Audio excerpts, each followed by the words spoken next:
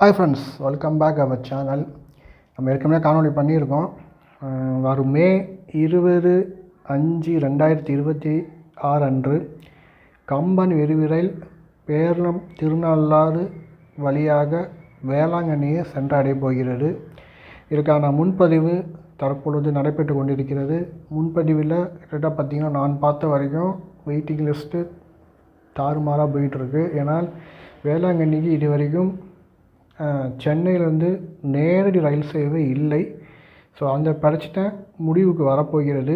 So ஆக்சுவலாக பார்த்திங்கன்னா திருவாரூருக்கு ரிசர்வேஷன் 20ஆம் தேதியோடு நிறுத்திட்டாங்க. ஸோ 20ஆம் தேதிக்கு மேலே இங்கே ரிசர்வேஷனுக்கான ஆப்ஷன் கொடுத்துட்டாங்க. அதாவது தாம்பரத்துலேருந்து வேளாங்கண்ணி வயா பேரளம் திருநள்ளாறுக்கு முன்பதிவானது தற்பொழுது நடைபெற்று கொண்டிருக்கிறது. எல்லாமே இன்றைக்கி இப்போ டிக்கெட் கிடைக்க ரொம்ப கஷ்டமாக இருக்குது. வெயிட்டிங் லிஸ்ட் அந்த மாதிரி போகுது. கண்டிப்பாக இன்னொரு ரயிலும் தேவைப்படும். ஸோ அன்றைக்கி 20ஆம் தேதி அன்றைக்கி என்னென்னு பார்த்தீங்கன்னா உங்களுக்கு நான் ஆல்ரெடி நம்ம காணொலி பண்ணியிருக்கேன். இருந்தாலும் திருப்பி நான் எக்ஸ்பிளைன் பண்ணிடுறேன். ஸோ கம்பன் விரைவு ரயில் தாம்பரத்துலேருந்து புறப்பட்டு பேரளம் திருநள்ளாறு காரைக்கால் வழியாக வேளாங்கண்ணியை செல்ல போகிறது.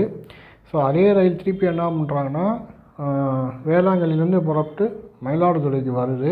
மயிலாடுதுறைக்கு 8:30 மணி வாக்கில் வருது. திருப்பியும் இந்த வண்டியை பார்த்திங்கன்னா 9:30 மணி வாக்கில் மயிலாடுதுறையிலேருந்து காரைக்காலுக்கு போகுது.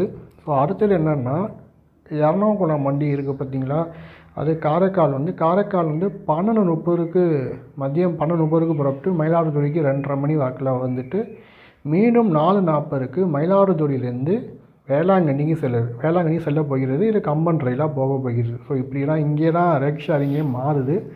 ஸோ அதனால் மயிலாடுதுறையில் 2 ட்ரெயினுமே ரேக் ஷேரிங் இங்கேலாம் மாற்றம் ஏற்படும் என்ற மகிழ்ச்சி செய்தியை உங்களிடம் பகிர்ந்து கொள்கிறேன். இந்த காணொலியிலே கொடுத்துருக்கேன், நீங்களே பார்த்துக்கோங்க. இந்த காணொலியை பற்றி என்ன நினைக்க மறக்காமல் கமெண்ட்டில் சொல்லுங்கள். காணொலி பிடிச்சுன்னா மறக்காமல் சப்ஸ்கிரைப் பண்ணுங்கள், லைக் பண்ணுங்கள்.